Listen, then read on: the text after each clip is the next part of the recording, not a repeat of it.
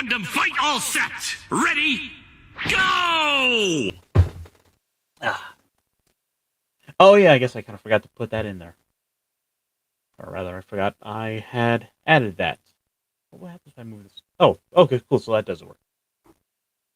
Alright, we kind of learned a few things as we go here, so it seemed like a good opportunity to sit down and do a little something more for the holidays. Let's go ahead and move this camera down. There we go. Okay, so that goes. What is it going like that?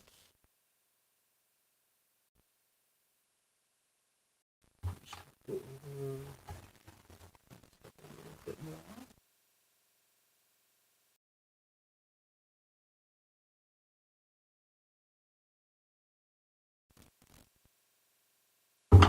There's that other one. Yeah,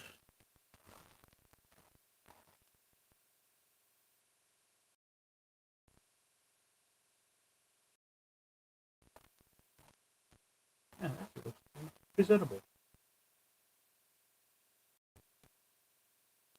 Not the prettiest girl at the ball, but I'm not complaining.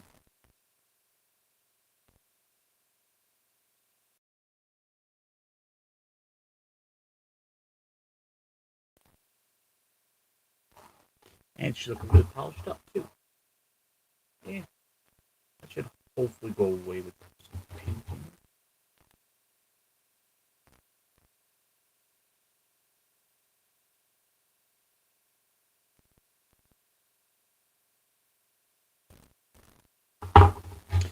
I've always kind of found myself using my thumbnail to help see if I can't work off some of this excess sprue here. And hello, Janet from another planet. Merry Christmas to you. How's everything going out there in your neck of the woods?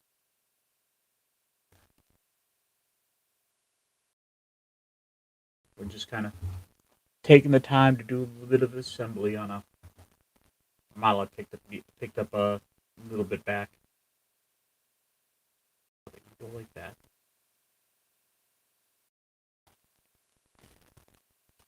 So let me grab my contact glue, cement, and let's go ahead and let's put her on this side.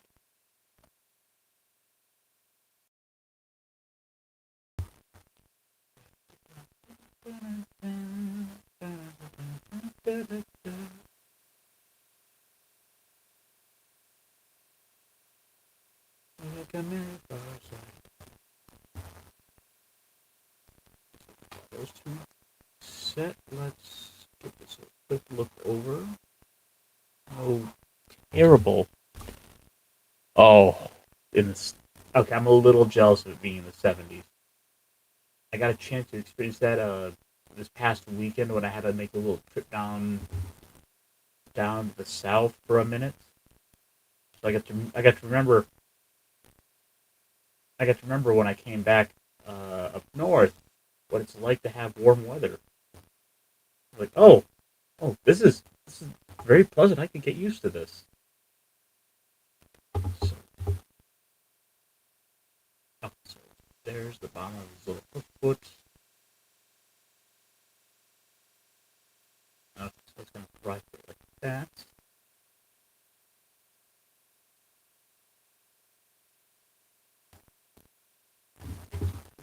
We have both his legs.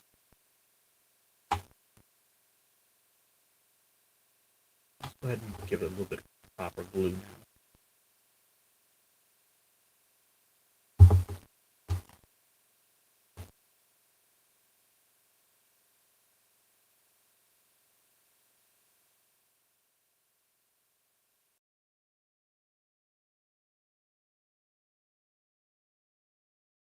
Yeah, no, it was a nice little trip. I got a chance to finally go and visit the one and only Buc-ee's. Well, one of them.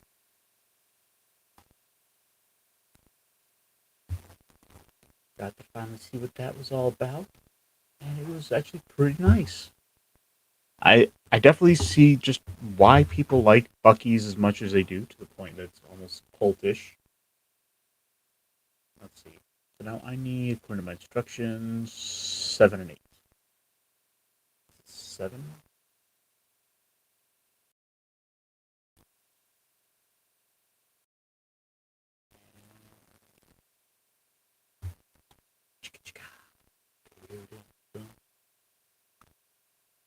You got 8. 17. How hard is this thing piece to find?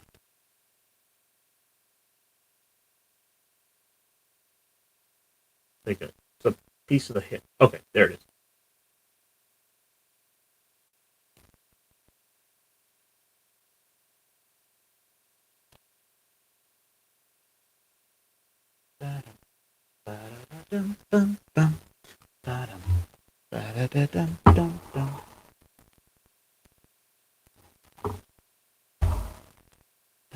Oh, no! Dropping pieces. I'm going out. Okay, there she be.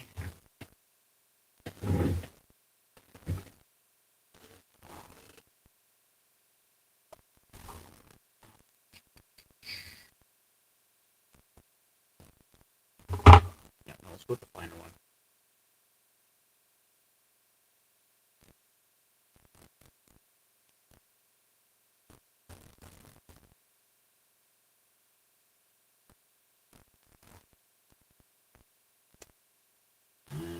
I've got a whole bunch of Space Marines I still got to go finish painting up, but I just really wanted to change a pace for myself. And I had just gotten the Christmas box for the towel. So it seemed like a good opportunity as any to give something a change of pace for myself, so I'm not just hit my head against the wall as I paint up yet more of a particular faction, more of any one particular design and type, where he's just like, oh, I'm on my 15th identical Space Marine. No, thank you. There, that looks pretty smooth. Do I have any other tools?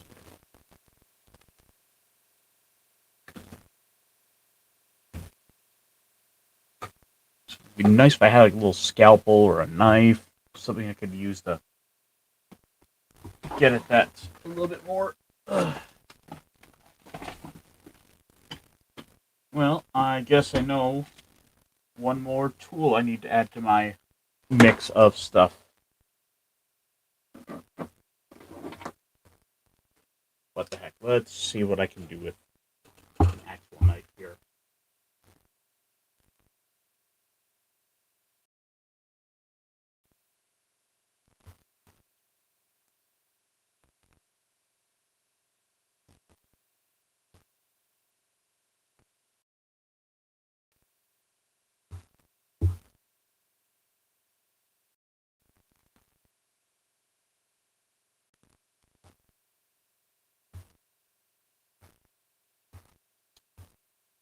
There we go. And then tonight.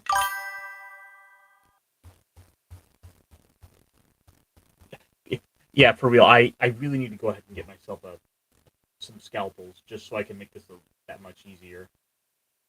Something like that? Yeah, probably. Let's see. So if I dry fit the stuff.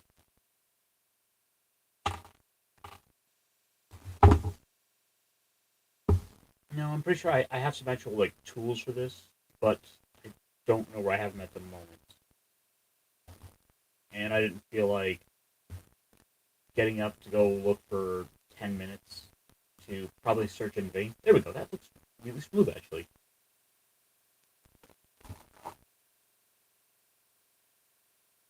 There we go. Plus, once I go ahead and paint over this, you're not gonna be able, that's gonna be pretty hard to notice anyway. So, nice coat of paint. Have this thing looking right as rain.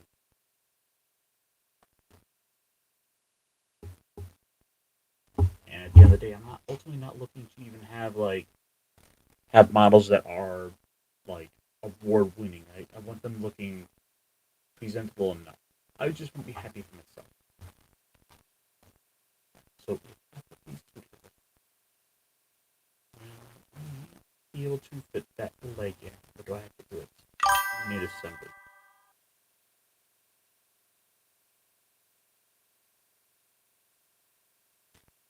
Hey, RS, Merry assembly to you too. Okay, yeah, that looks doesn't look too bad.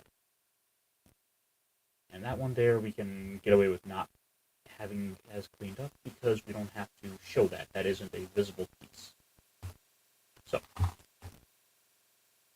let's start by gluing.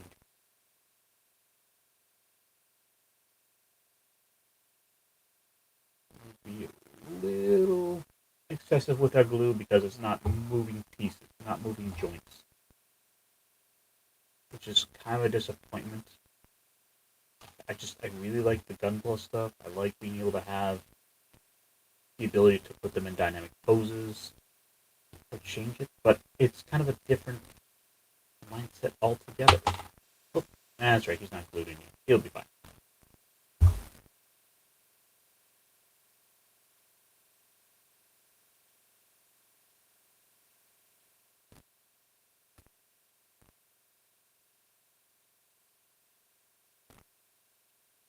We have our two little hoof legs assembled. Happy to hear that, man. Merry Christmas to you. How's things going in your neck of the woods? Okay, so now I need 13, 14. 13's right there. And we just gotta make sure not to cut the wrong pieces. He said immediately before cutting the wrong piece.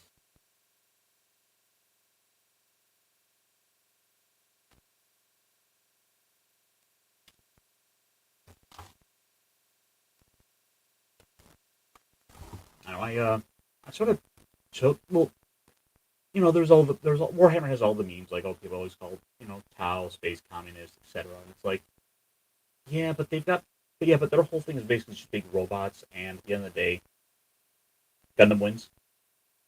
So, I want giant rail cannons. I want big, big stompy robots.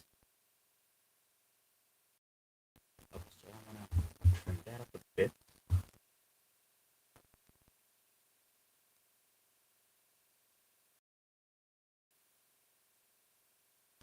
And you got a character like Commander Farsight who's just kind of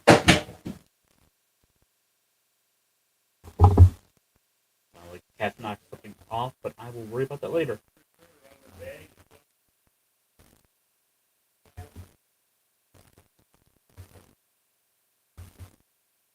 I didn't hear much hit the floor, so I'm not going to fret too much.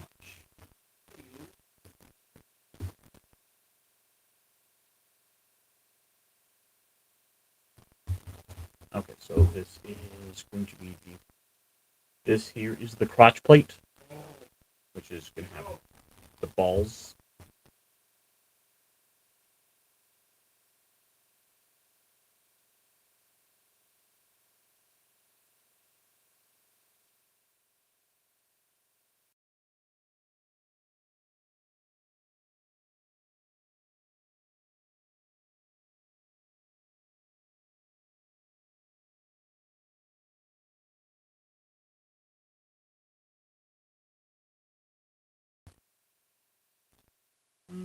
Just cats are off being cats in the kitchen, from the sounds of it. One found her way up on top of the fridge, and she decided to knock things off. I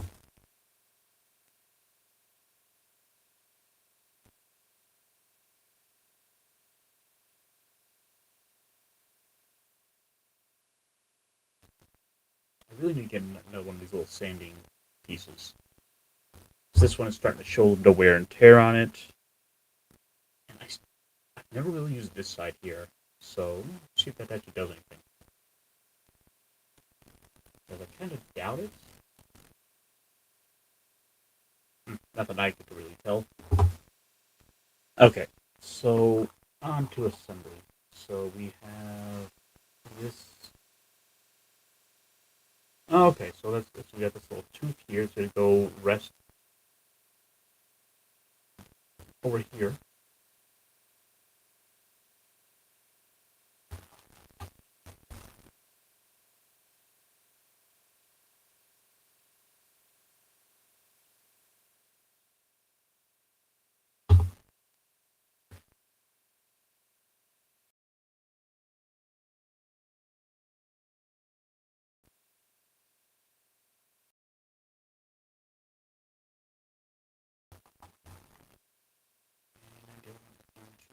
Likewise, right. Okay, perfect. So let's go ahead and get that.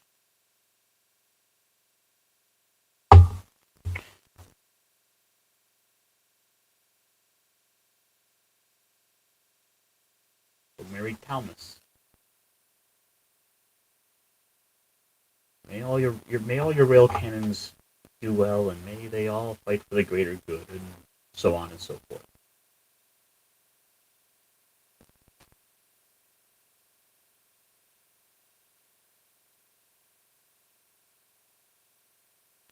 A little bit right there.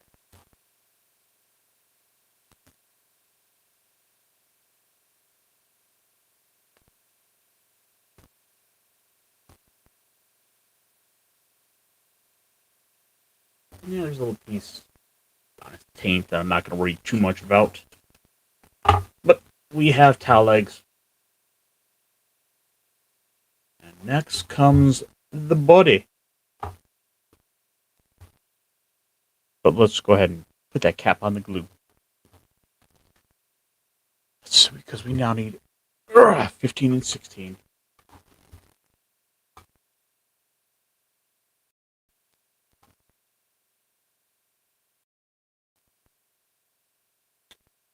I mean, other hobby stuff, I've been painting up loads and loads of goblins, and I suppose I could have been doing some of it while I was on stream, but at the same time, I almost want to be able to zen out and kind of listen to YouTube stuff as I do my thing. So it's always kind of that mix of, do I want to do this for my own kind of vague selfishness, or do I want to do it for a potential audience? Oh, I'm not too happy with that color. Hopefully we can hide that. If that has to be one of these little nicks, I will probably always see and always notice.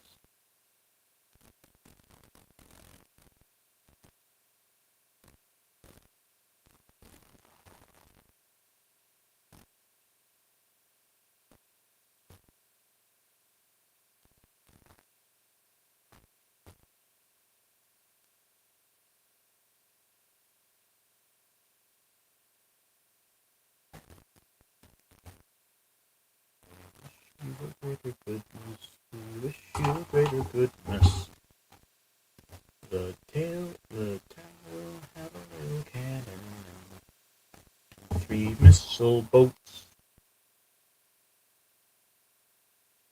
That was actually the one I was just playing with, wasn't it? Now, so what do we have here?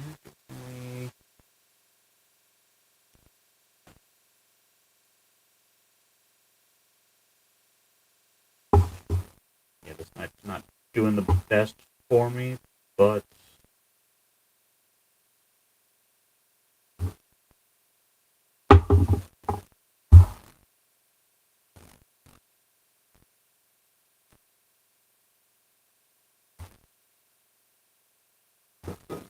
that's the thing. You always get the Christmas bells to say things like, "You're gonna bring us figgy pudding," and it's like, I don't think I've actually had figgy pudding. Have figgy people had figgy pudding? If so, what's figgy pudding actually taste like? I guess it'd probably be a figs with fig Newtons, but I cannot remember the last time I had a fig Newton.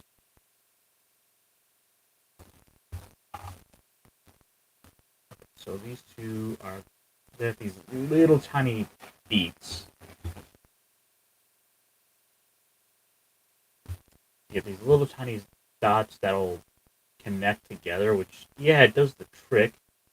It'll hold together, but also, come on, GW, you could have probably given it a little bit more than, like, a burr. Say, like, oops, oh, this is such a little bit here that we easily overlook this connection point.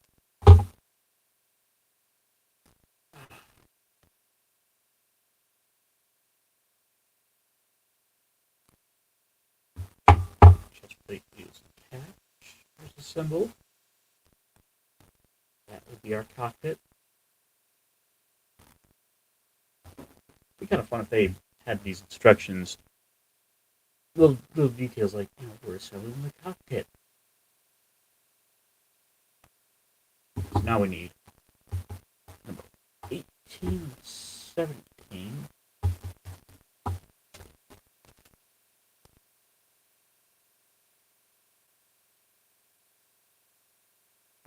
Okay, there's 18.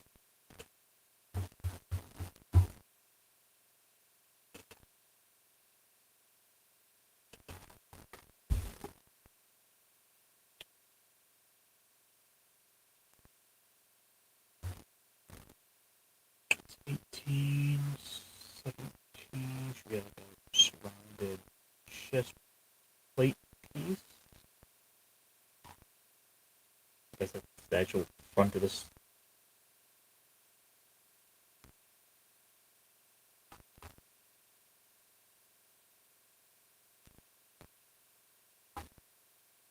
I don't know. I'm not really one for doing a ton of custom role, custom faction stuff. Mostly because it's like I never know if I'm gonna be so into something that I want to put all that effort into making up my own OC faction. Do not steal. Yeah, that's looking pretty good. But then again, with the amount of money you spend on some of this stuff, you wonder if it isn't worth it in the end. Maybe I should.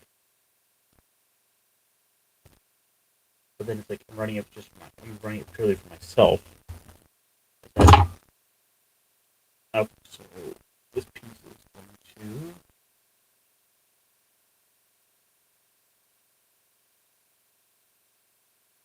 Okay. A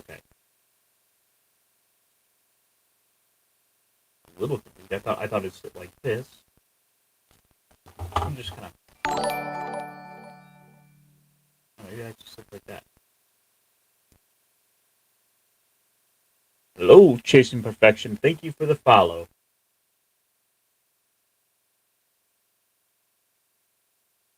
Thank you for the sub. Welcome to the sub club.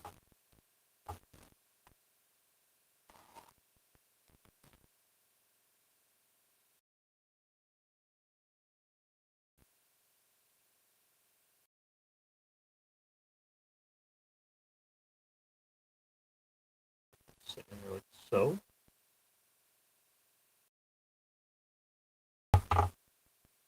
We get that bit dry. Let's go ahead and pop off and give her a little glue.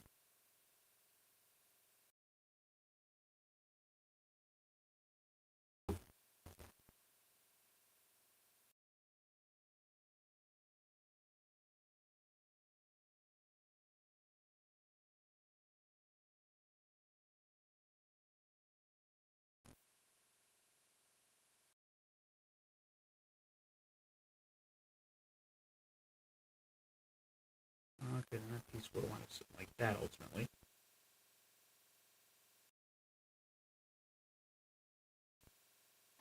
And then we still have. She's got to go on.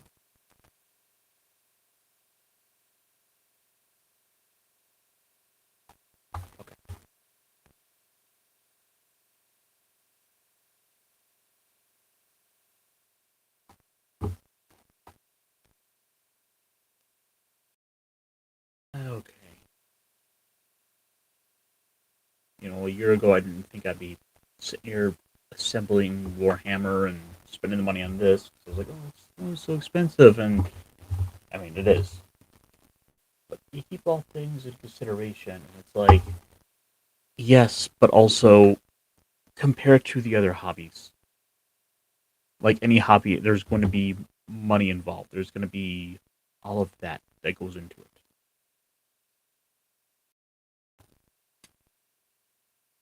And at the end of the day, I have as much investment. Well, it's not even investment. It's ultimately a question of where do you want to spend your time? Where do you want to spend your effort?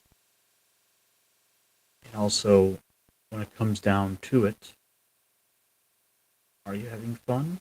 And also, are you... There's 19.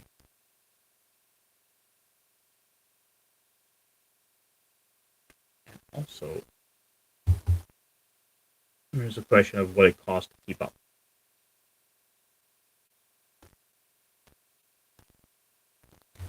And at the end of the day,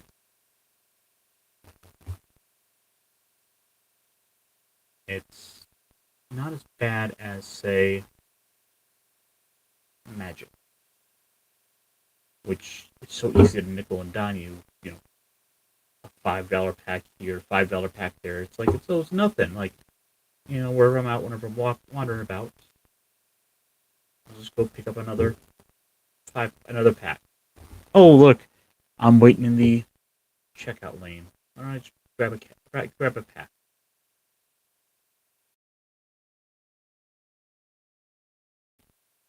And before you know it, you've spent a couple $100 in just on a particular set, trying to keep up.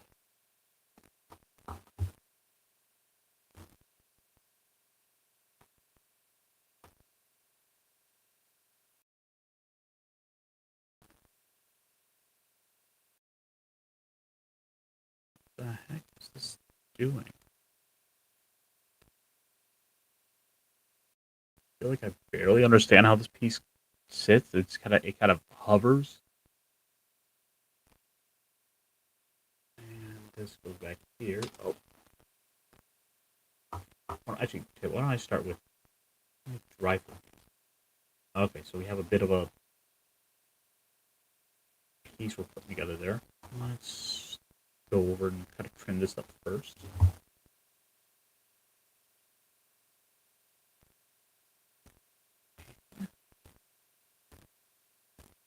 I wonder how the audio is doing, at least. I really should have bothered checking that more. But considering people were talking in here,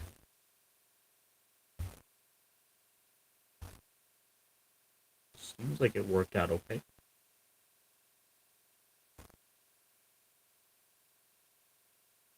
I think I might just kind of go live a little more often, more randomly, as I'm doing things. Like, oh, today I'm painting up some stuff. We have some more Tau, some Space Marines to paint. I don't like the way this is sitting. What am I doing wrong?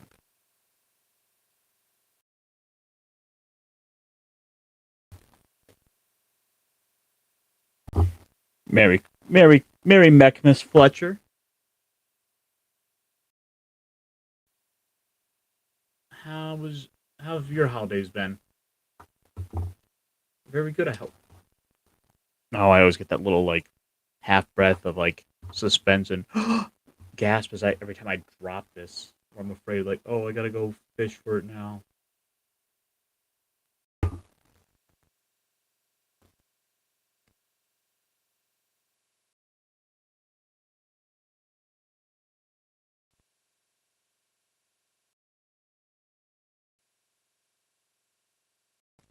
Feels like it's sitting on here weird. Is that the right side?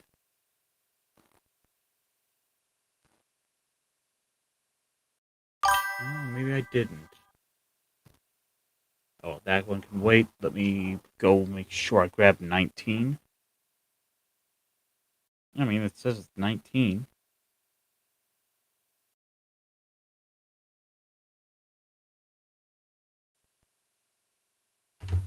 Oh, nice.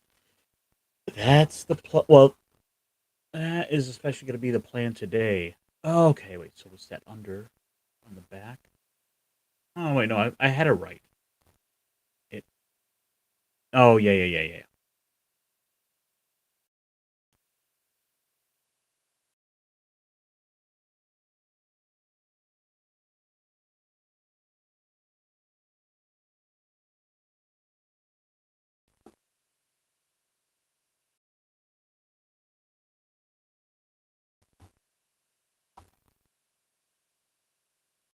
I'm planning to head out to my mom's here in a few hours. They've been cooking up the turkey, and we're gonna have a nice little feast and do all the Christmas festivities. And aside from that, we're also going to watch Airplane. My brother was saying how he had never seen it. Naturally, I had the audio gasp. The audible gasp was like, "You've never seen Airplane? This needs to be rectified." Here we go. That looks pretty good. I just have a little concern with the way that sets, and hopefully the limb will be able to connect to it. Ooh, Christmas bacon!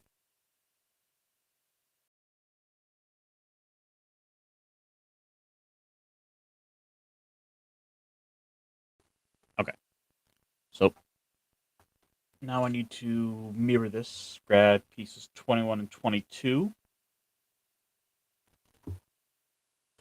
as we keep assembling our cockpit.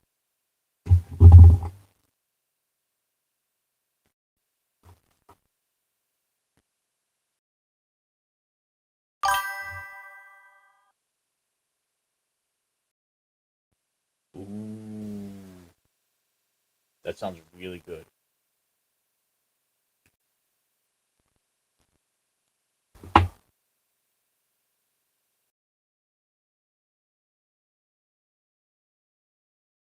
So I got to have fun last night when I was out at my mom's, and we talked about movies, and the whole thing about Airplane came up. So of course I got to drop all the good one-liners, like surely you're not serious.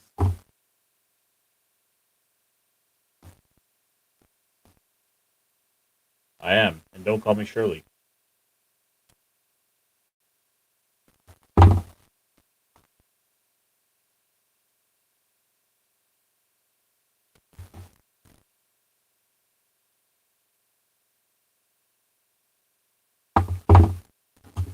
So I'm gonna look forward to that tonight. And maybe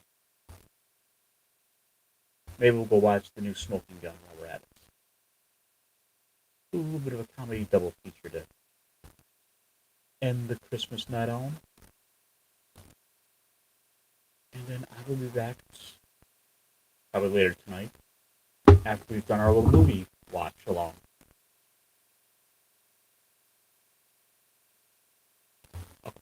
So now let's go ahead and drop the bead of glue in here.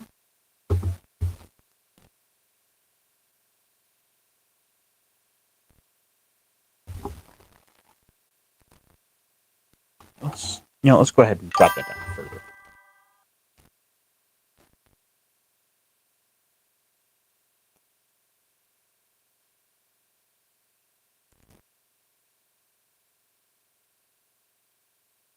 Oh yeah, I don't think I've particularly heard of that one. How is it? Oh, he's Sam. Oh, of course, it's Sam Adams. I've not exactly been a Sam Adams guy. Let me. I got this little rolling dresser here by my feet. I wanted to move aside so I can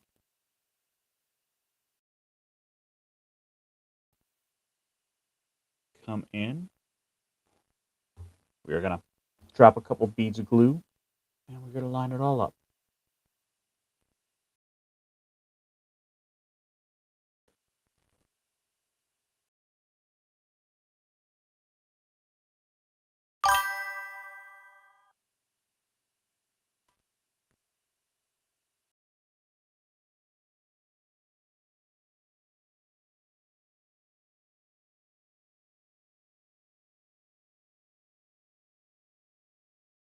Oh, yeah, that's unfortunate. The medications told you no.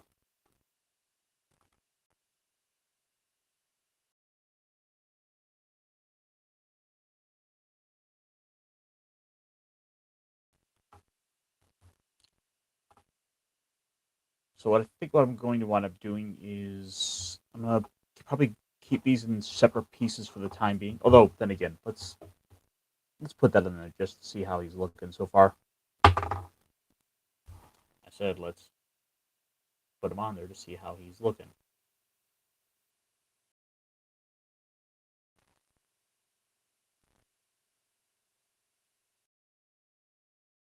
Why are we not lining up?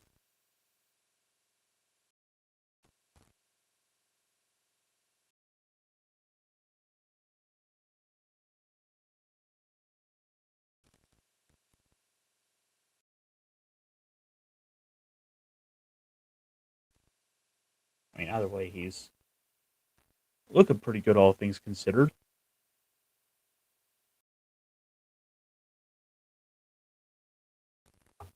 But what we will wind up doing likely is keep the limbs separate so that way we can kind of glue things and not have to deal with all the and not have to deal with all the extra annoyance. So there will be some levels of subassembly to this. But first, let's give Commander Farsight his back fins.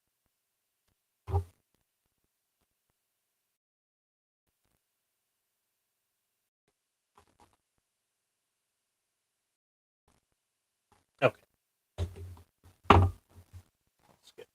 We'll use this for the bulk of it. Then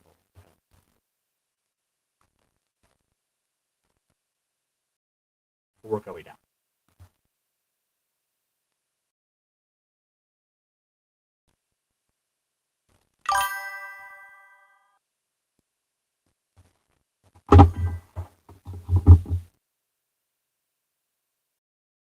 But I can find substitutes for holidays like yeah. I'm a bit of a sucker for the Baja.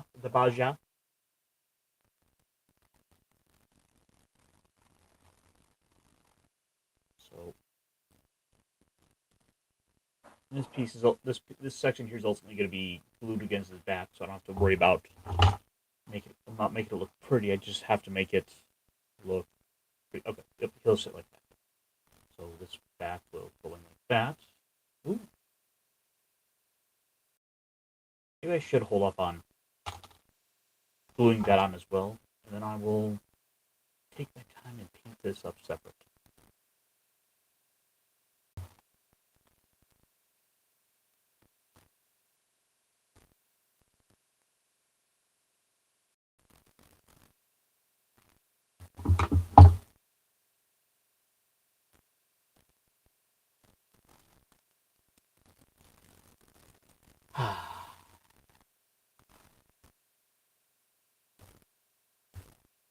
Let's see. Is there more of this I can cut off?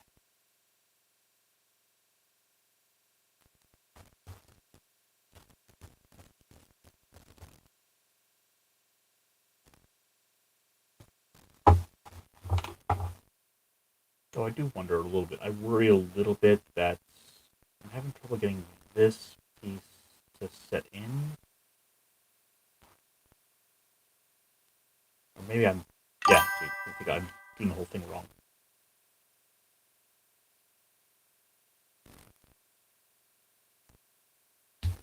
Oh, wait, there it went. It just popped. Plug it like that.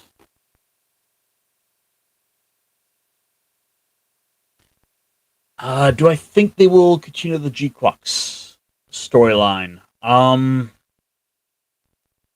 It's possible. Though I think I actually saw something. Let me check the news. Goigle. And it was like, oh yeah, let me check Goigle.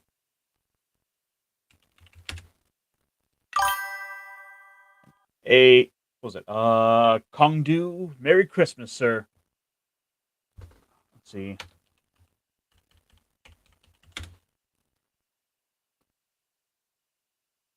Giant Gunner fans. G Fox gets a new toy. Okay, let's see. Oh, that's from August. So let me see if I can't refine a little bit further. Last week, any anime news?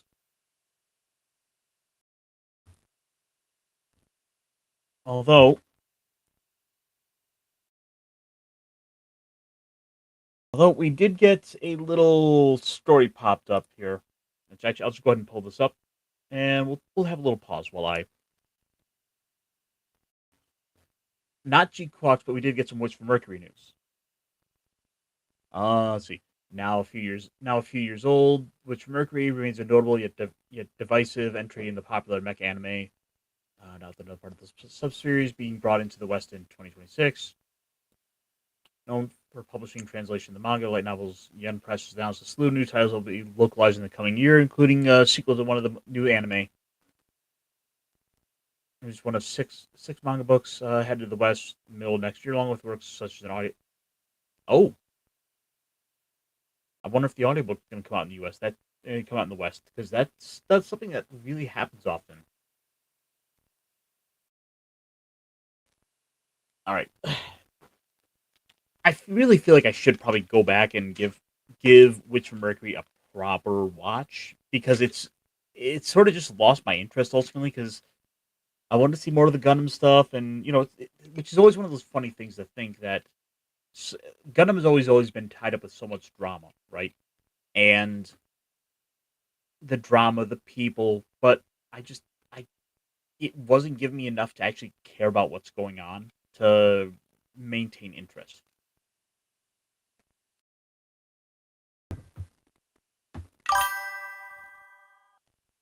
I like the wrap up of the last two episodes more than I like the whole series. And I'm assuming you're talking about G-Quox there. G-Quox, I mean, it's a bit of it. The thing is, we've always had timelines to Gundam, which was never a problem because they were all their own separate things, and all they've done is just find new ways to go back and hit on the same old characters again. So I guess Bandai is getting a little bit of a pickle because when they do try other stuff, it doesn't do as well, and ultimately the stuff people seem to most strongly gravitate towards is the Universal Century. So what are you left to do? I mean, every time it's for the most part it all always comes back to Char and Amuro, but they have a finished story, so you can't exactly go back and keep doing more of that story. It's done. Now, unless we want to start getting to like yet more prequels, which is not as exciting because it's like, well, we got Char's. What's left? Amuro? No, it's like unless they want to try and tell a story about how he was able to handle mobile suits, how to pilot those. Which I mean, yeah, there's something you could tell there, but it has whatever it would have to be. It can't be as advanced or as cool as the Gundam. Oh, did I pop this in? Oh, okay, yeah, that is a nice little tight fit where it has to pop on. Okay, so I'm not gonna fiddle with that too much. Let's see. The manga is authored by Chika Tojo, who also did the art for the manga version of the Dark Isekai, The Saga of Tanya the Evil. Okay. Other works being released by Yen Press during the same window include Skullface, Bookseller, Hanada-san, the Konosuba, TTRPG, Advanced Rulebook, an audiobook for 86 Alter 1, and The Bubble Love of Mermaid. Known for being the first entry of a female protagonist. Brands getting a whole new audience in the West. So, yeah, but like the problem is the audience that G-Quox, or the problem is that the audience of Witch from Mercury really lend itself to, it's a bunch of Twitter shippers who don't really buy stuff to support the series. These are the same type of audience who are all on your animated shows like Steven Universe, who care more about the relationship on Twitter or writing their fanfics or some TikTok videos where you can't exactly monetize that. So I don't see how pandering to that audience works. I mean, half of them are probably going to go read the pirated version of it anyway. Anime was also rather contentious at the time, especially given many fans felt somewhat rushed ending, as the controversial relationship between the two, which had them kind of confused about it as well. While the franchise is now the most focused, is now most focusing on the most recent anime, G-Clocks. Model kits and others based on Russian Mercury continue to keep it relevant. Yeah, and that's the thing. It's now just another series. Witch from Mercury is just another series that is going to get about as much attention as Double O or Seed or name another one of these series. Am I in low? Can you bump the stream up to 1080p? Am I not? What the heck? I'll try, but I don't know how to change that from the setting here. Deal. Oh, share in 1080p. Okay, let me try. Yeah, I'm actually kind of done with that there, but yeah, no, this is kind of like a little story that popped up. Uh, and sorry, as for this, it's like autofocus on my camera. I don't know why I'm in a lower latency. Let me pull it up and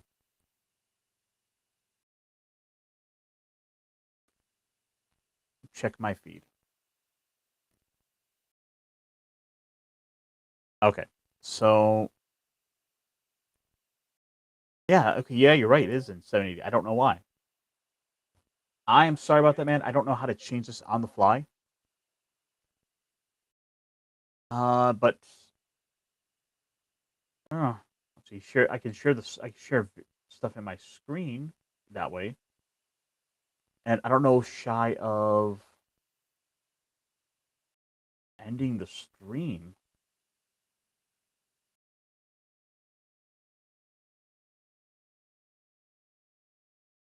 Okay, wait. Settings.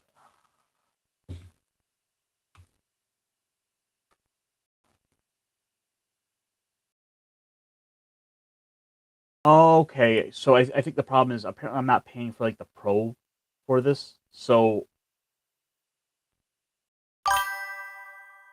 apparently I only get the 720. So I am so sorry, man. But that's the way that cookie crumbles there, I'm afraid. I just didn't want to pay for the full. It was either this or I probably should have figured out setting up OBS to just stream it from straight from my desktop. So, oops.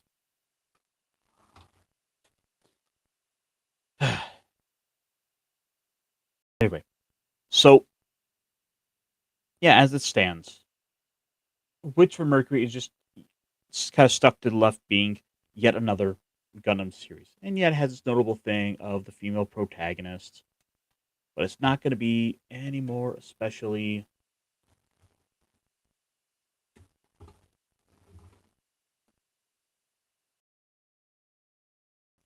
held up. I mean, aside from, it has a female pilot and it may or may not be LGBT based on what the creative team decides they want to support today. So we need 31.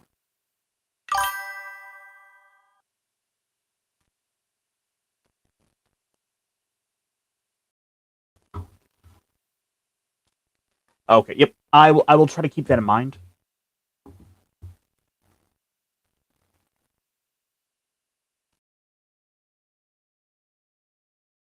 But ultimately, the thing that matters most is going to be audio. And hopefully our audio sounds fine. As I pull up my big old pocket knife.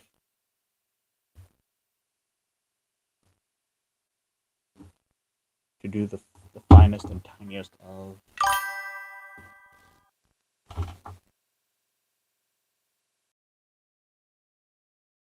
Standing.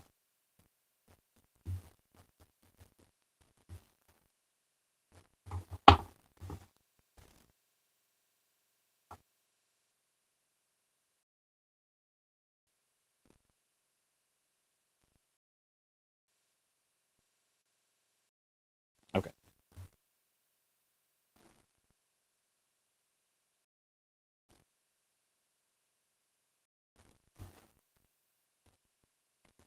I feel like a series like Witch from Mercury could have really had a good audience market for just making rage bait. Well, I don't want to say rage bait art videos, but the anti woke type videos that could have pissed a lot of people off. But that's not what I do, and I don't feel, frankly, confident enough to make that content. Not who I am. It's not what I do. Okay, so let me look at Farsight. How do I want to print this? So if I were to keep these two pieces separate, I could just paint this all in white and paint this piece in my blacks. But I feel better just actually putting the head together. Yes, you have, sir. Thank you for staying true and staying with me, buddy.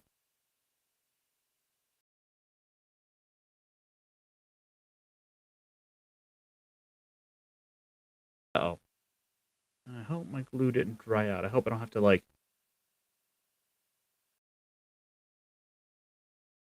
Okay, yep, I have to go, unfortunately, take this needle and my lighter. So I will go clean this out, and I will be right back, boys. I hate just walking away, but I can't get any glue out right now.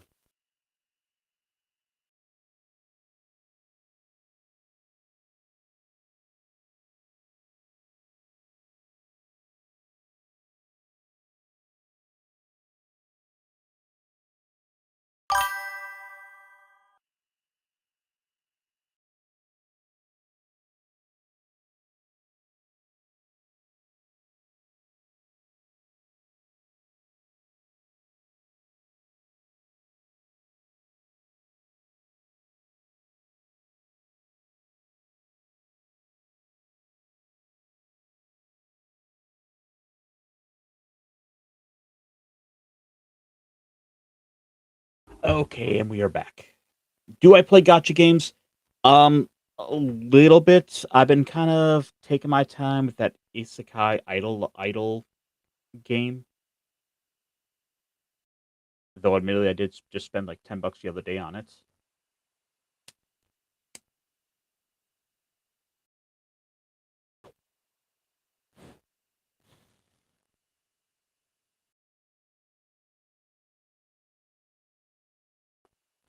Okay, hopefully that'll work. Now let's go ahead and stick that back in. And this glue does great, but it has such a terrible bottle. I have to keep like taking the tip off and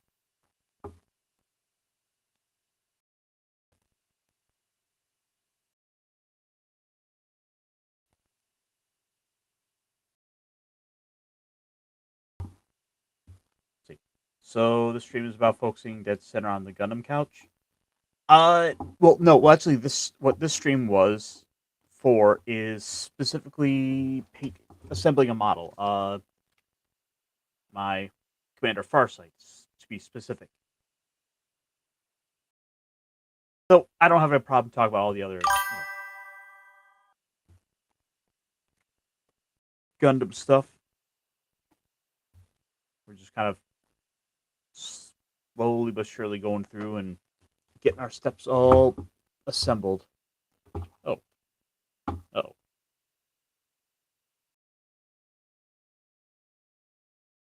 Okay, my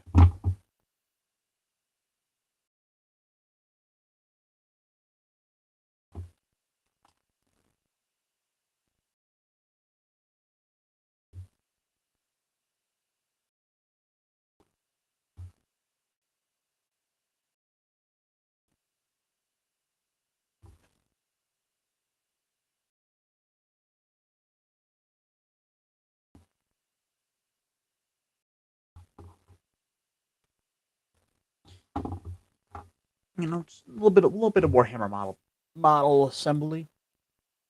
It's close enough. It's Gunpla essentially.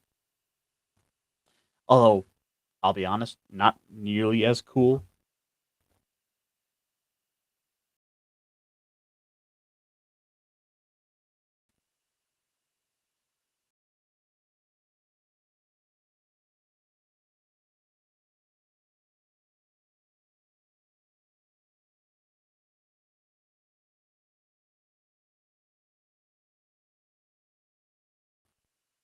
So the question is now: do I want to paint the head separate?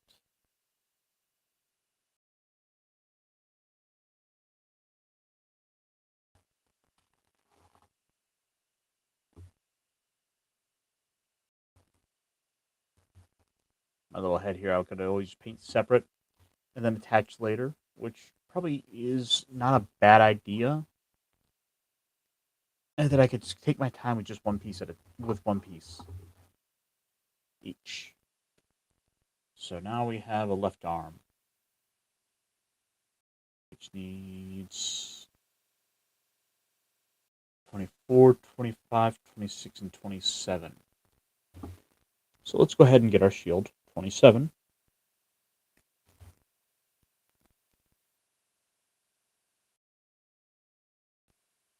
I like so as far as Warhammer goes, I think from the little bit I know about him, Farsight is just kind of this really cool Tau who essentially broke off and has kind of created his own little kingdom.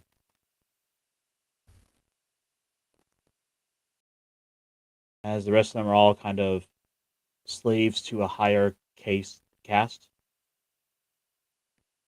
he was able to break away.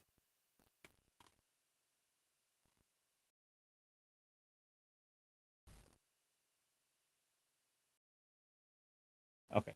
I also need the fist here for 25.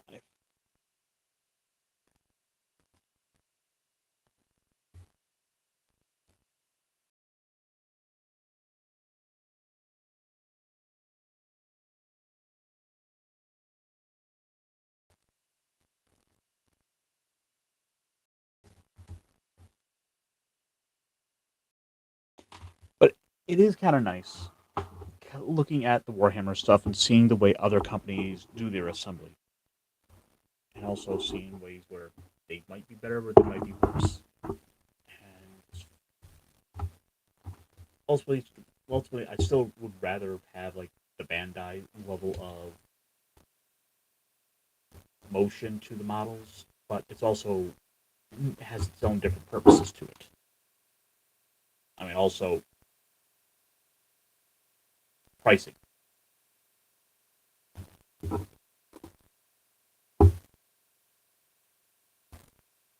I would love to see what Bandai could make a Commander Farsight mech model for, and what level of detail they could put into that.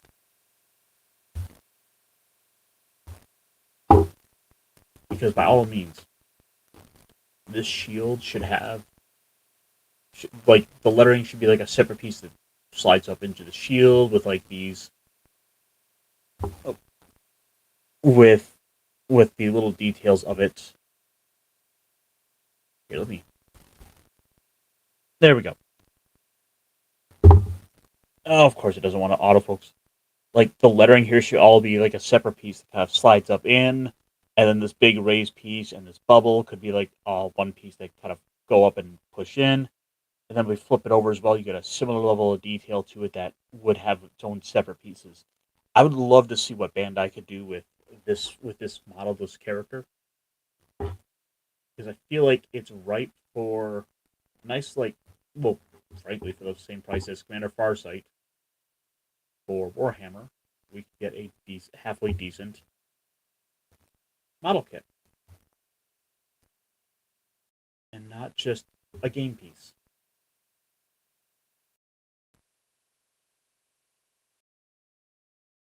Like it lends itself to a lot of great posing. It would be really neat to see what they could do.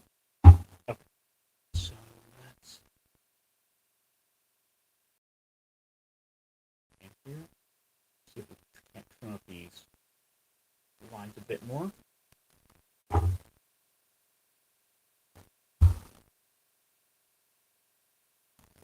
Yep, that is going to be one of the first purchases in the new year. It's going to be some new sanding sticks.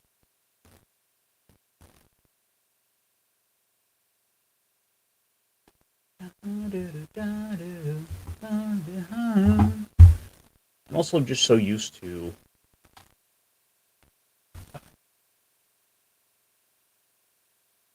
this would probably rock on like elbow joint. Oh. In fact, actually, perhaps like on the forearm like that. Okay.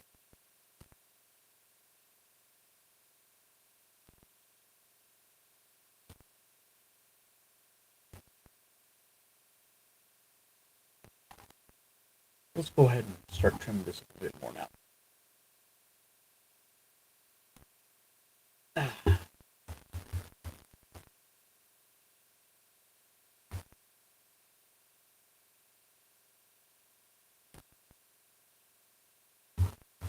Right now, for today, we're just going to assemble.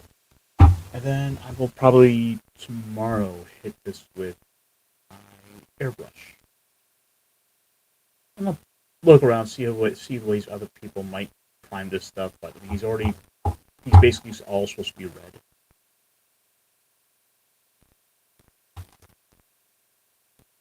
So maybe I'll just speed things along and just prime them in red and try to get that one out of the way.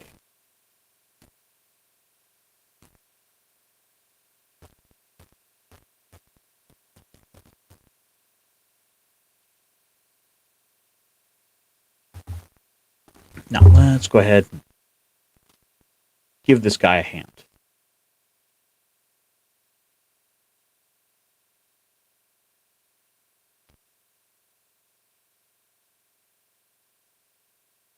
Oh my gosh, are we really doing this again?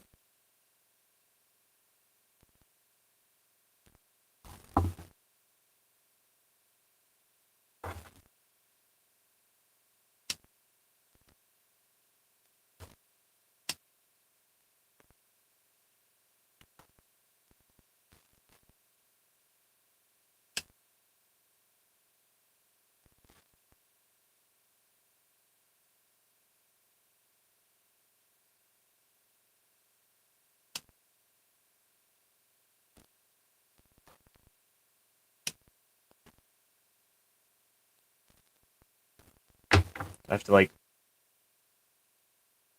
light the nozzle of my glue on fire just to like hopefully get a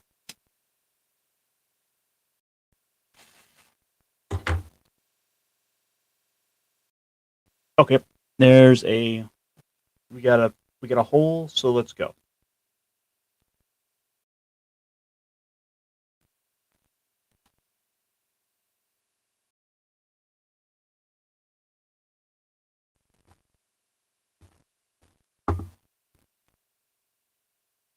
It's a lot annoying thing with this glue is just how terrible it is at flowing.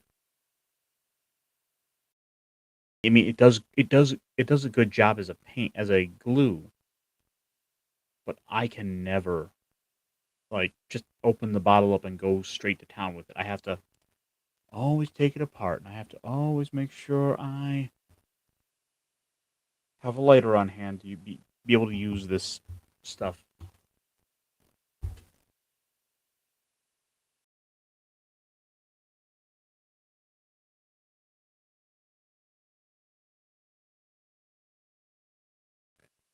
So that gun's gonna sit there, but I want to try to see if I can't clean up this horrible trim line.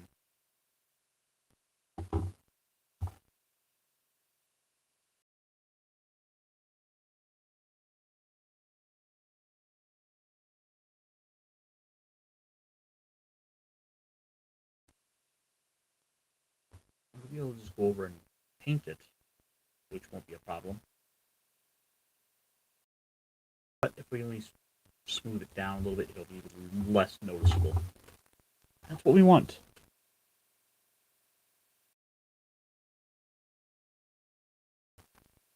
Okay. Now let's go ahead and add a little bit of glue to this. Oh, don't tell me we're already. Oh, there we go.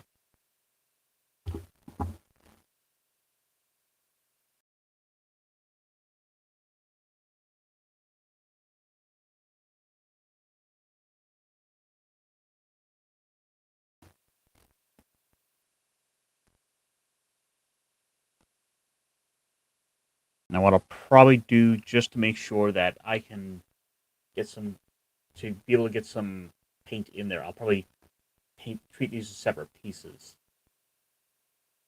Otherwise, I'm gonna have to deal with the challenge of this cover up, which means all that detail up in there I can't get to. Yeah, that's gonna be a separate piece to assemble and paint. And at least with the underside of this, I won't need to get everything, but I at least want to get in there, and so anything that is visible, have that paintable.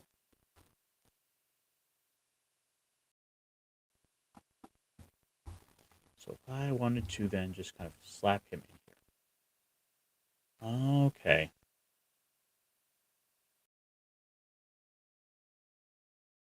Now comes the part where they tell me to be careful when I pop that in. Although I feel like I really should have.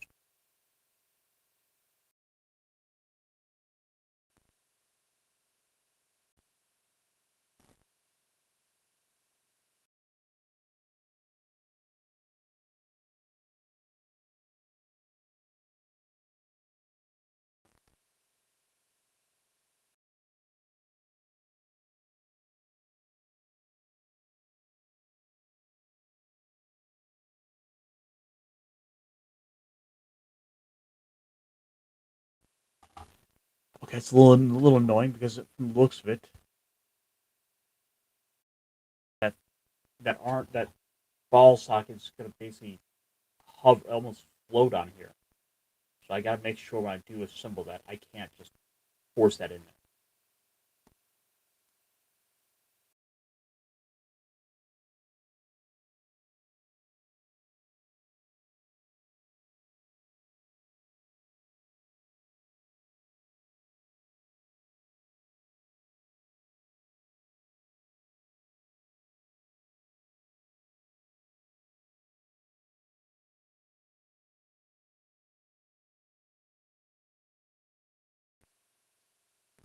So he's gonna sit something like this with his body and his legs. Turn slightly towards it.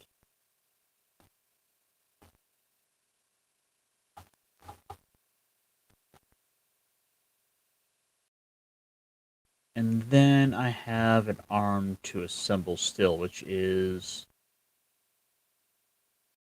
okay. It's just straight up a single piece, which is kind of nice that I don't have to bother sitting down and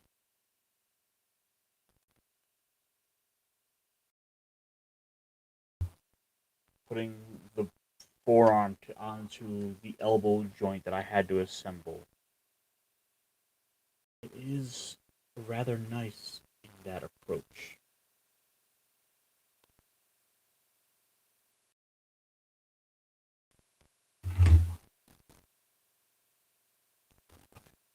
So let's trim this up a bit. And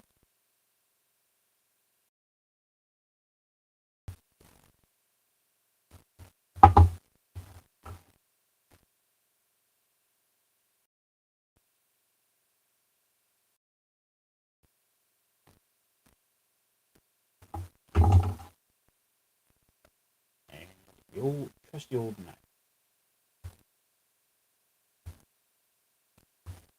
There we go.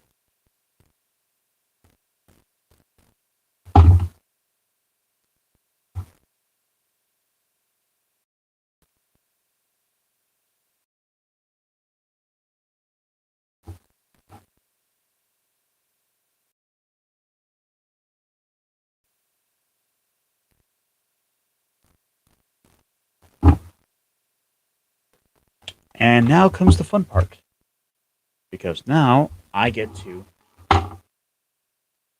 go for the sword. The sword.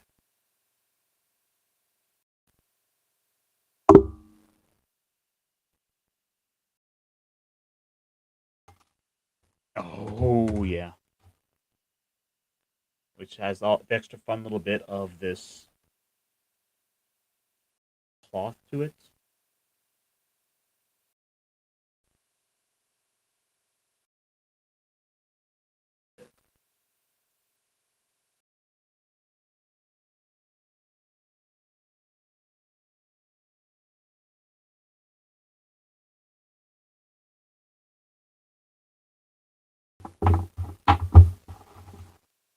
Because it's such an awkward angle and it's on here kind of precariously, let's take a little more care.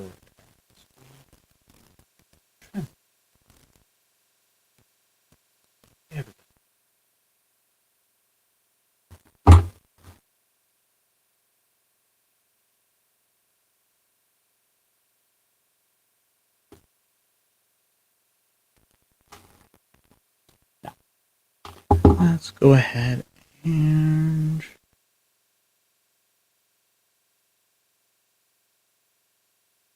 drop it with some glue. Drop it with some glue. Drop it with some glue. When the tower trying to come at you, drop it with some glue.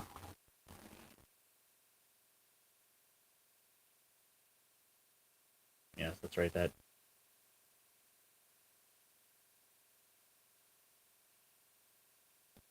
just happened. Oh, and I see a little spur. That's a couple of them. Nope, just one.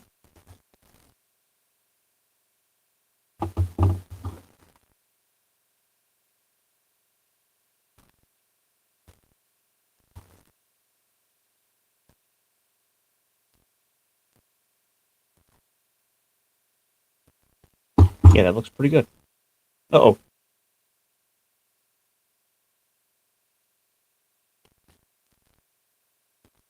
And then this side will have a similar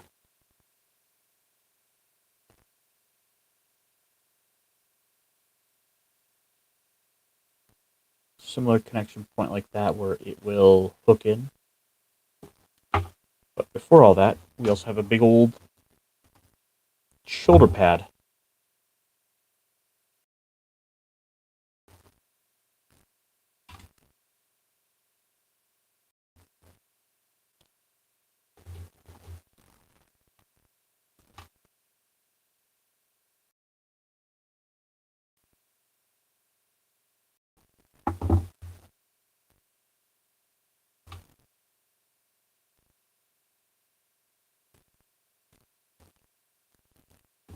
Ah, okay. That's pretty good, but let's see if I can't. What was that all?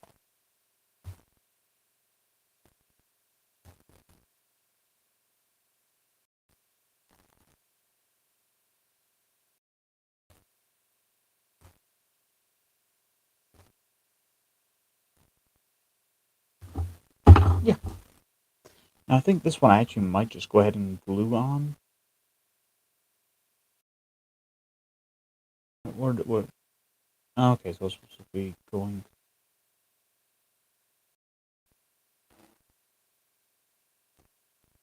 Onto the shoulder is such a weird angle. So maybe it too will be a separate piece I'll just treat up.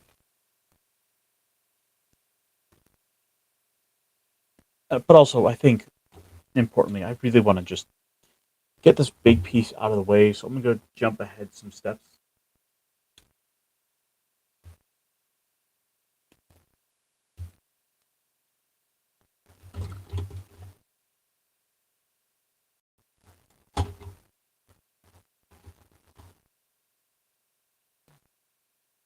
Like, one thing I really do like with this model is the extra little bits of beauty that it came with.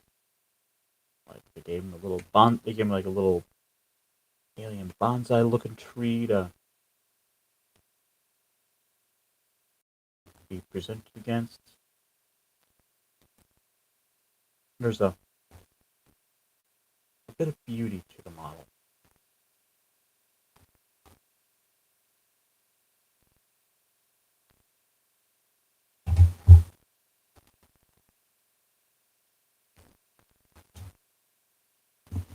Which is why when this one is sitting on there, it's essentially going to rest.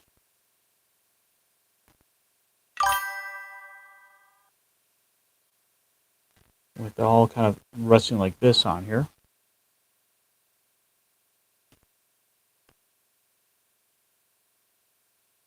Hey, Death Do It. Merry Christmas to you.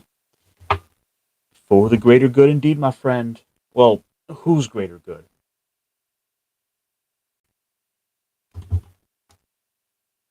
Gotta say, from a little bit I've been kind of getting into Tao. I'm I'm all on board with the Farsight from what I've seen so far. He's kind of become that face character that I've I've become really interested in.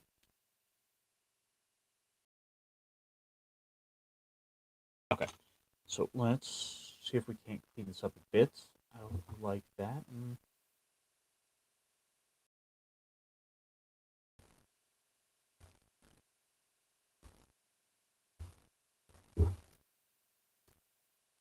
Yeah, that'll do.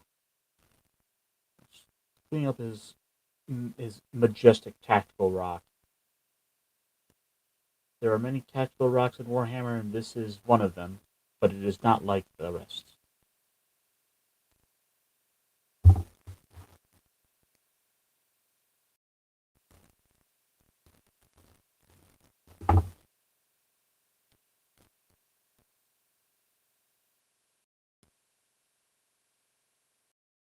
Okay, so that part looks pretty good so far. Now let's see if we can't.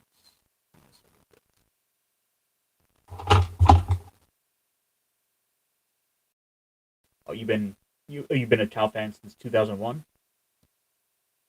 You, sir, I bow down to your attention, to your dedication to the cause.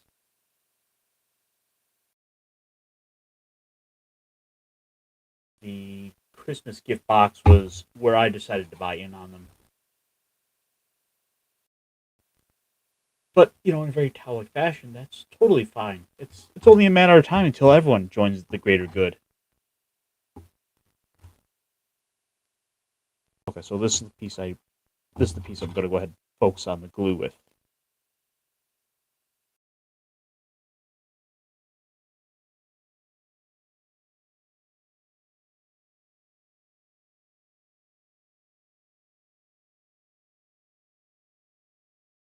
Hopefully, we can get some more like Farsight books because I've gone and picked up a couple, and I want to stick around and keep listening to those.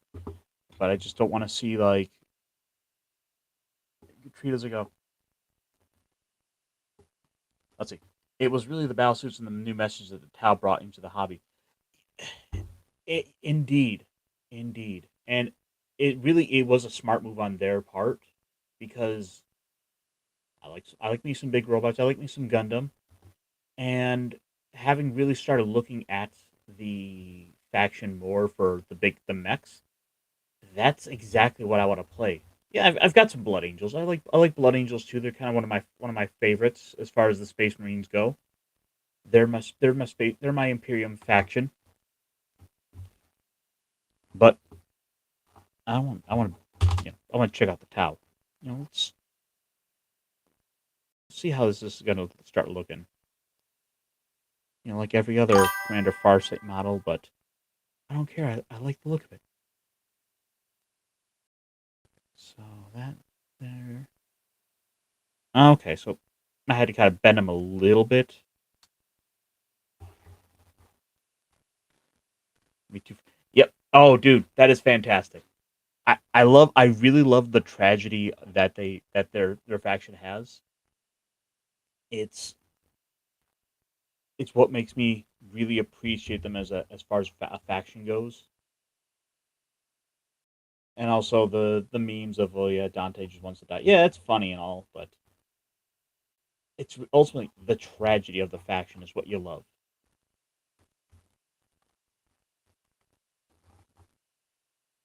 So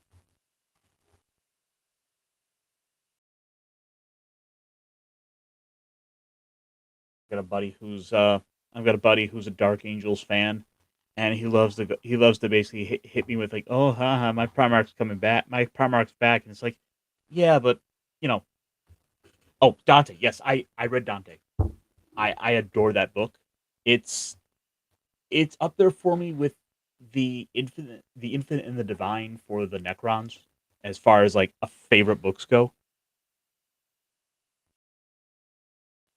In fact, right now I am in the middle of, I believe, the first of the Commander Farsight novels, where he is being tasked with going to reclaim uh the what the fifth expansion stuff that was taken from them by the Space Marines,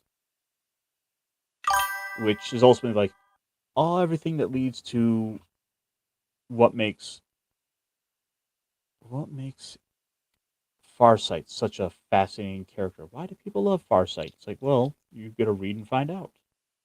Okay, so if I have this like that, seems a little weird. Okay, okay, maybe it's a little further up. I mean, either way, this is going to be some detailing I will worry about when I go to finally assemble it. But that all comes after the painting. Christ of Faith. Yes, I think that's the first book I'm on. Okay, so I just want to get a lot of the fun pieces out of the way. I still have essentially his backpack to finish up here. I just have this like piece 33 on here, which we'll hold off on. 47. It's his little knife. I'll save that for later. Actually, let's. Oh, actually, we might as well go ahead and use this last piece. This 33. Let's go ahead and start getting these thrusters.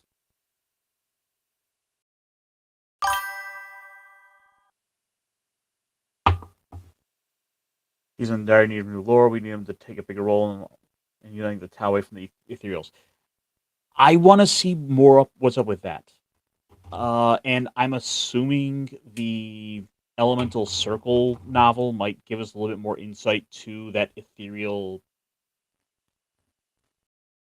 way of thinking. Could be something interesting to delve into.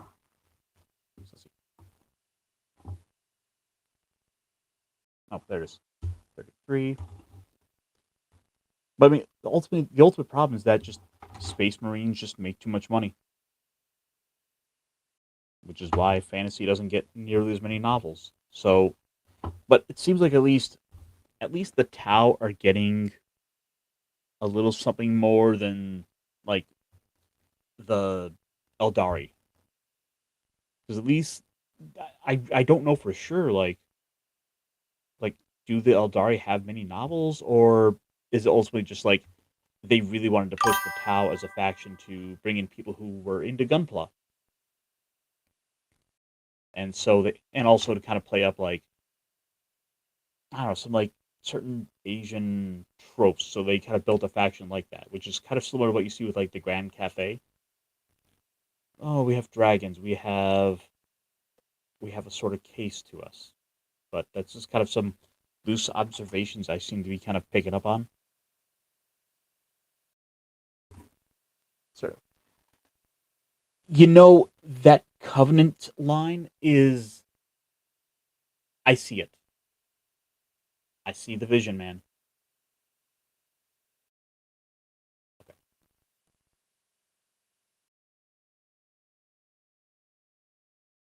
okay. So this is 37. I need 36.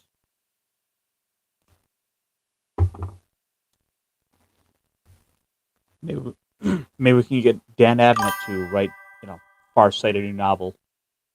We actually have him doing something with corn.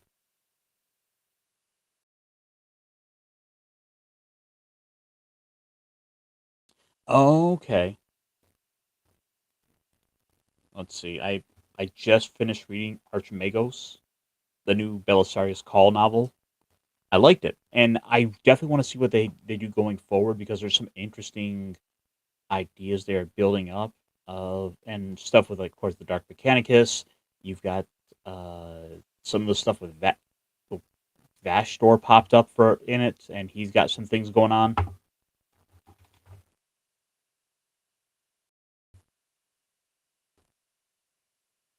And that's all aside from anything involving Gilliman. It's like, yeah, Gilliman, that's cool and all, but what is Call's next plan? Once he's now finished up getting this pariah nexus stuff taken care of and the network so they can kind of jump between the two sides of the rift.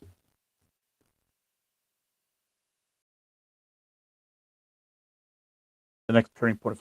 Yep, I see what you mean. Like, I wonder who else they could have to write that sort of book. Or I'd be curious to see how internally they handle it. Like, certain characters are sort of like certain writers' babies.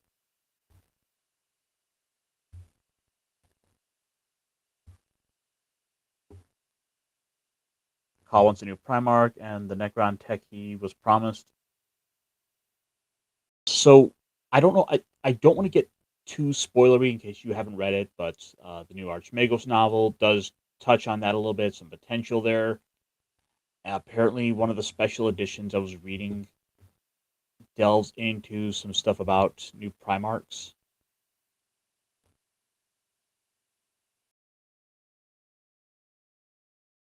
But essentially, what I was hearing was Alfarius might be something of a beta, essentially a beta test to try to recreate the Primarchs, which would be would be very crazy to see happen. And there's also some weird theories I've seen people speculate that we see Gilliman basically wind up getting sort of a similar treatment there. Yes, Skylar Healy's the other name I was thinking of. We needed a fresh face for a Tau book, and I guess there's some interesting things they could do because we just got that preview for the new set of twins, that new twin mech set, and I don't think it's a named hero per se,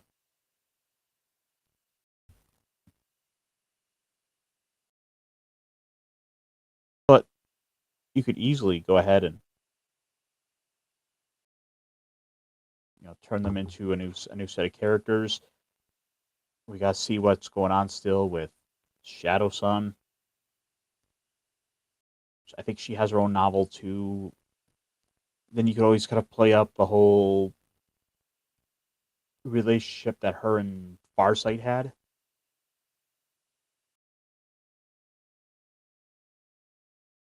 But unlike him, she's still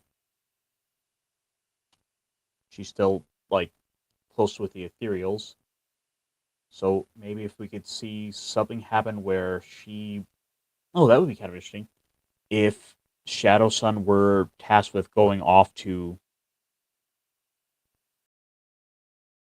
go see Farsight to try to kind of bring him back into the fold, which would ultimately just lead to Tau v Tau. I saw them briefly. I believe they will be part of the new narrative between them. Maybe because ultimately they have to have someone there to basically be a face for the ethereals within the Tau. They can't just have all the characters basically escaping from the ethereals. They need to have people there to make they need to have big name characters that make the ethereals out to be either a popular option for them or a point of contention within the Tau.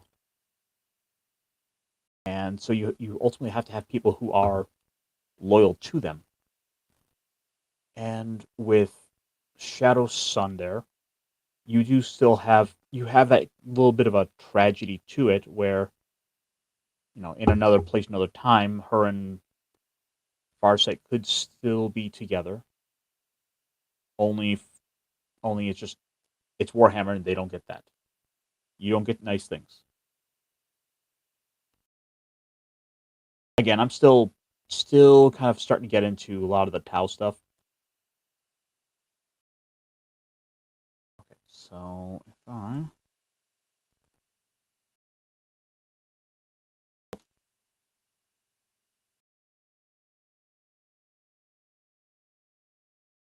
okay, I'm gonna hold off on doing that other piece for the moment, and I might as well just go ahead and get this other one getting cut.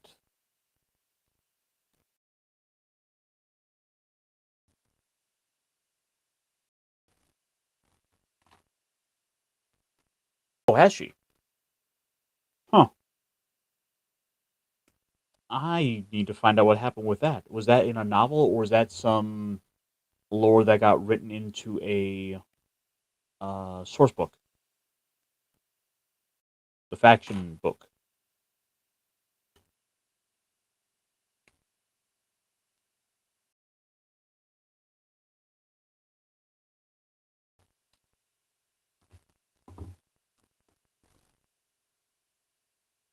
Because now I want to learn about that.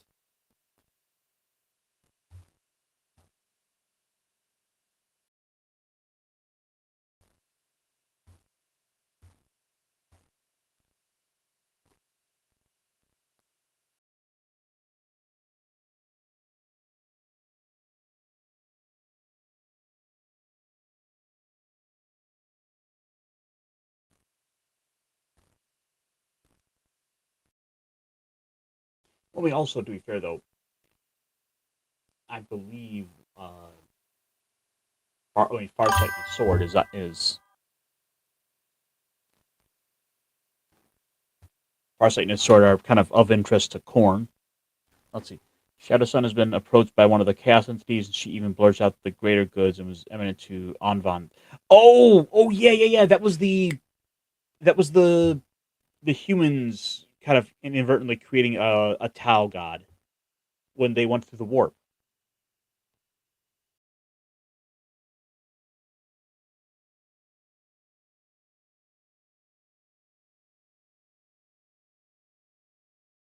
That is something I need to go check out. But again, ultimately, they, there has to be another big figure you can have in that can be the pro ethereals. Anva were like, what you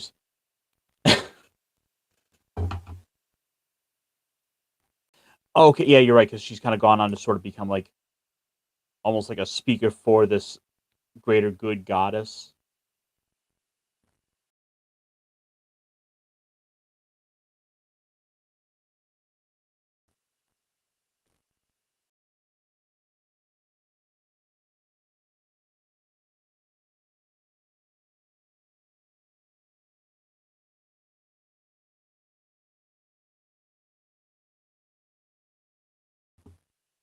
So there's a lot of potential for seeing new stories coming up. How will the ethereals handle that sort of idea in place? I mean, yes, of course, they can just tell people, oh, yeah, just off yourself. Oh, give me 1 second.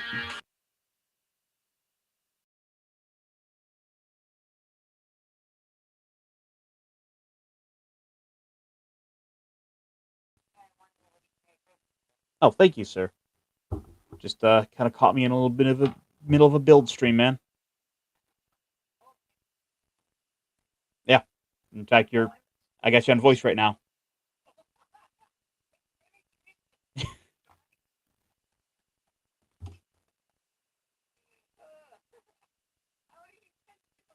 Not too bad. Just building the Tau.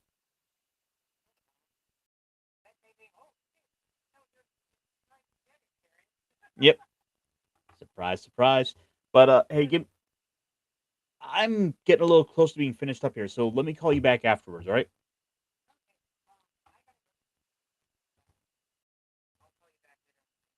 Okay. Yep, later. You never know who's gonna just pop in.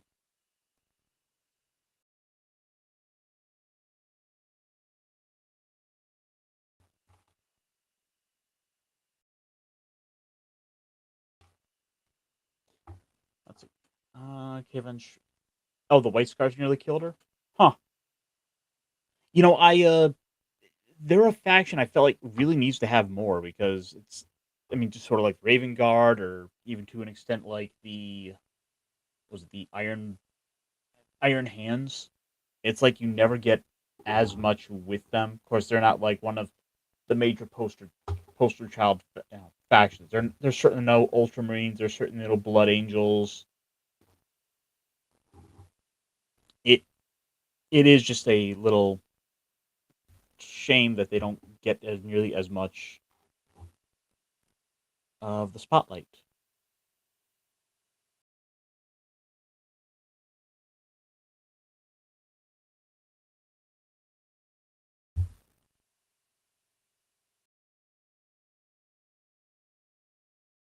Oh, okay. I was looking at this trying to figure out, okay, how is this supposed to set on?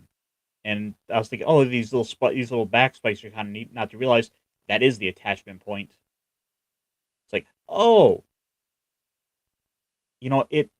it's enough here that I could probably just get away with gluing that on now, and then it's not gonna be so in the way that it won't be a problem.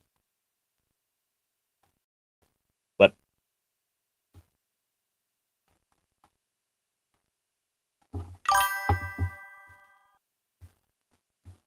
out there's the Khan is coming. He was spotted in camera, and I I'm of the opinion.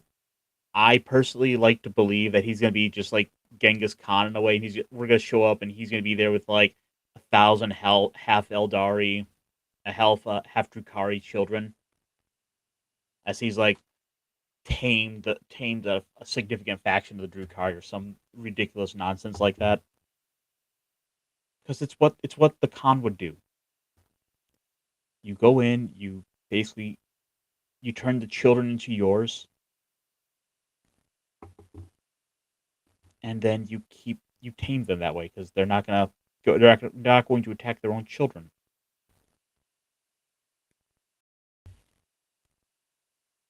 Plus, as it is, it seems like they're slowly trying to dial down the Drukari in a way.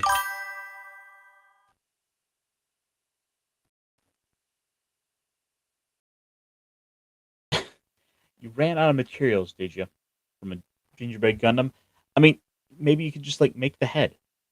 Yeah, that'd be kind of neat. You can make like a gingerbread Gundam head, and then like social media would just love it. That's the kind of thing you post about, and then Reddit gives you like 1,000 updates, and they're like, "Oh my god, dude, that's amazing!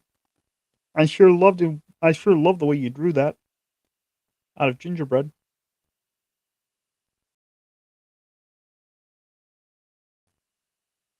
You gotta do it for the social media clout, man.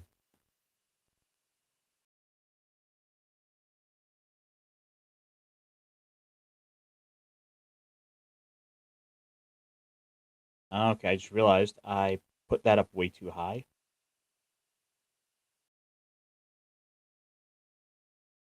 There we go.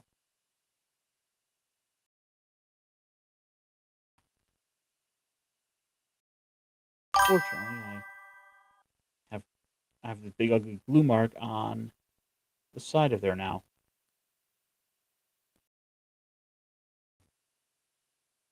That's what the plan seems to be like. Gilliman made a pact with the Eldari with Eldrad. Hmm. I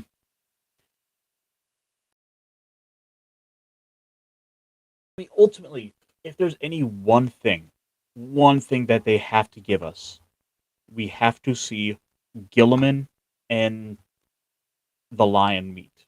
We need to see a moment of that where like I don't know, Lionel Johnson is in a fight. He's in dire straits. He's fighting Angron again. their backs are to the wall, and then we hear something like the lion is saying something about how he wishes he had some assistance there, that he could have one other. That he had some assistance there to help hold the fight out. And then boom, drop pods start coming in. Or wait, no, I think what would be better is actually the other way around. I think Gilliman needs to be in a fight because he doesn't know that Lionel Johnson is still back. And that Lionel Johnson should be the one to come to his rescue. So he could kind of blow Gilliman's mind because it's vital information he doesn't know yet.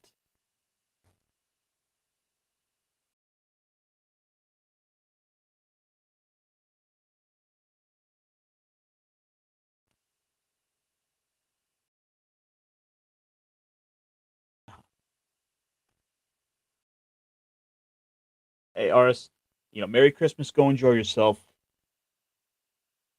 I'm not. I don't think I'm gonna be here doing this too much longer because it's just like we're just doing the assembly right now, and I'm almost out of parts.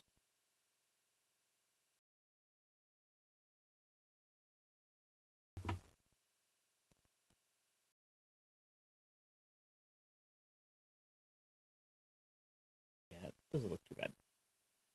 I'll be happy with it. But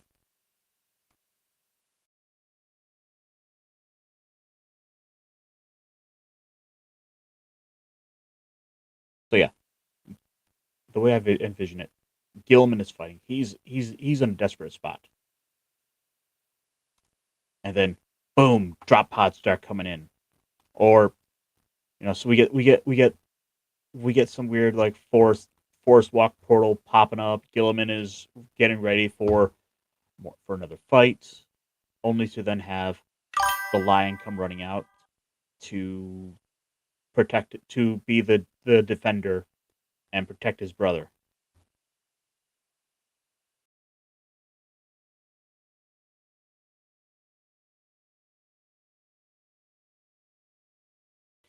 The rumor is that it'll be after Dan Abnett's pandemonium, and then a third loyalist will drop in at that moment. Ooh. That's gonna be great to see. And the question is, ultimately, it's like, look, Primarchs make money. We all know this. If they, we are going to see more Primarchs come back. We are seeing the Grimdark getting turned into a more heroic setting in a lot of ways, with these big name characters that they can push merchandise around.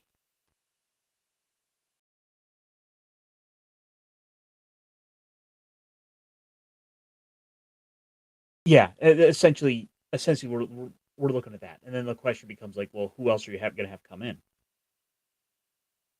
I mean, there's theories out there that people speculate that we could see a. I've seen some speculations about Sanguinius, who, yes, he's dead, but no, some sort of spiritual like return, where like, uh, with the Sanguinor, like some weird combo of like the Sanguinor, Dante, and Mephiston, all kind of having these elements of his soul, which is a fun theory.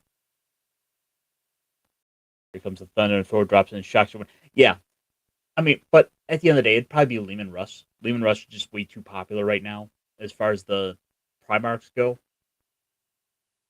and we know he's still alive, so we don't have to do a whole big stretch to explain away his return.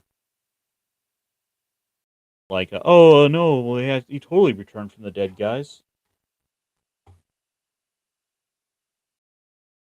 So if I were to, kind of wish they had better little points to make this connect with, so I can visualize it better. Probably something like that.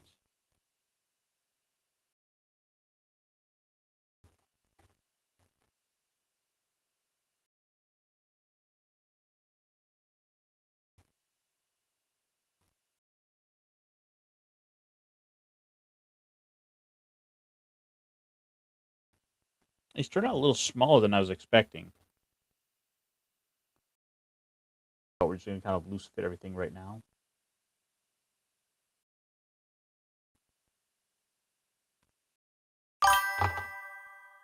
Oh, he shut down.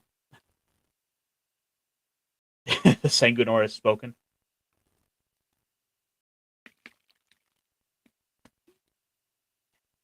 I know with the Dante books, like the Sanguinor have spoken to him, and I've heard some stuff around Mephiston, who is probably after I finish up with Farsight, I'm gonna go back and probably finish through some of the Mephiston books, so that way I can get a little better sense of what's going on with his character, and then at some point Asterion. Uh, as far as this goes, see that sprue is done. This one just has a couple little decorative elements, like a knife.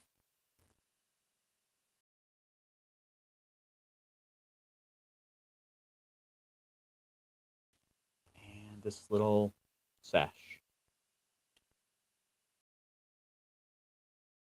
As it sachets. Oh, and then I gotta figure out where this piece went. 12? Is this something I overlooked?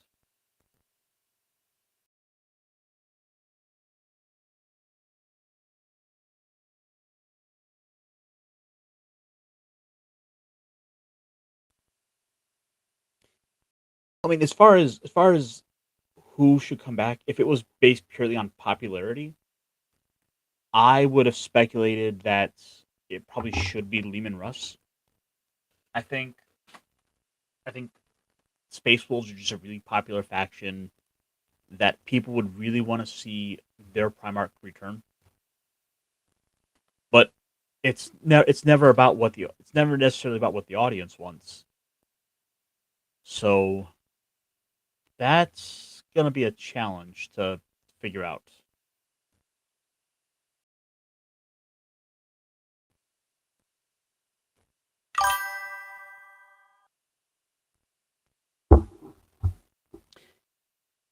Well, like you kind of can't go wrong with reading the books about like with like some of the most powerful psychers in the Imperium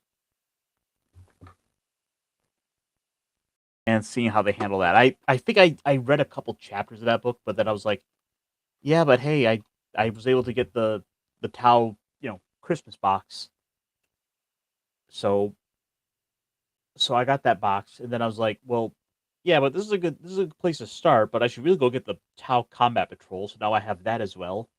I've got I've got a little stack of stuff that's slowly piling up, and I was like, I really want to just have a Tau model so that I can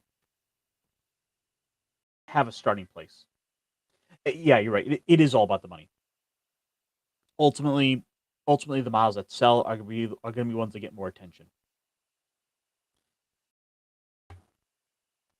But I'm contemplating if I should go through and assemble this all now, or how much of this I should probably wait and do some painting on first. You know what? Let's see.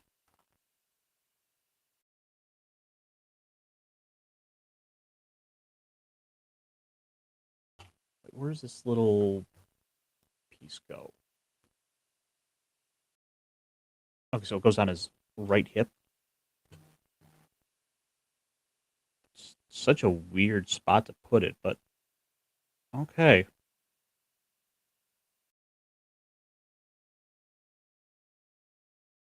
I just gotta glue it there. Okay, I can do that. Plus, it'll cover up some of the bad glue I had there before.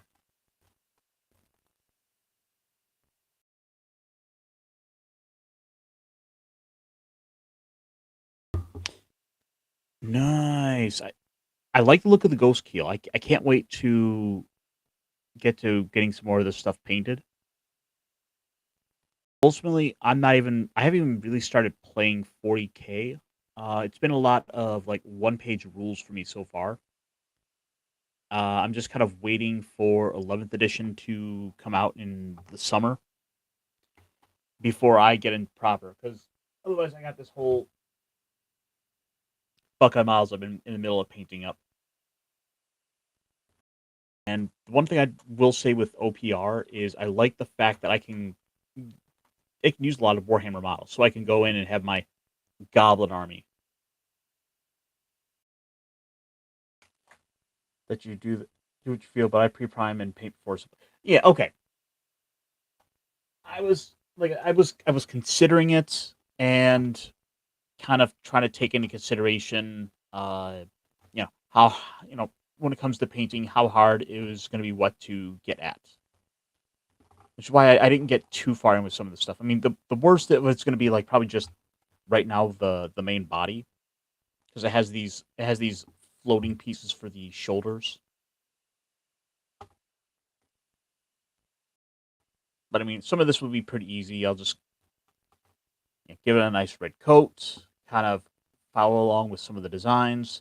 The head, the head itself has got basically two primary colors to it.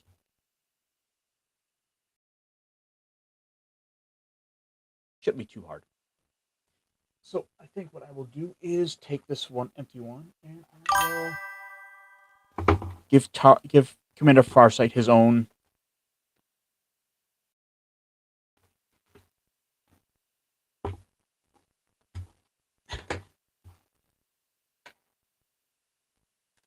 And I still gotta figure out where did this little piece 12 goes, because I didn't see it in the instructions. Unless it's somehow like some extra piece that goes in a spot I just completely overlooked. But I don't think it's gonna be a life or death situation if I don't add it in. So I'm looking over them now. It okay. It literally goes on a foot.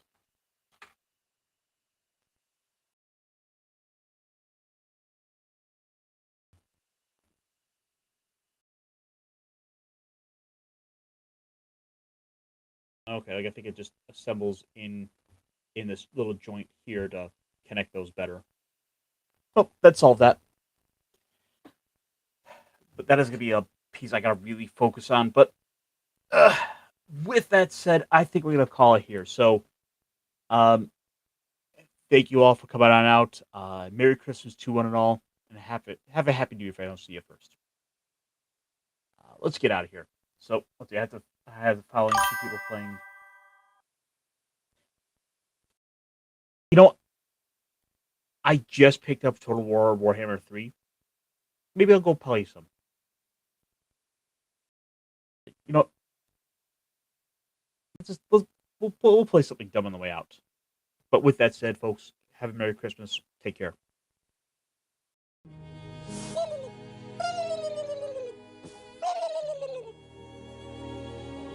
Guys, what if we're the bad guy?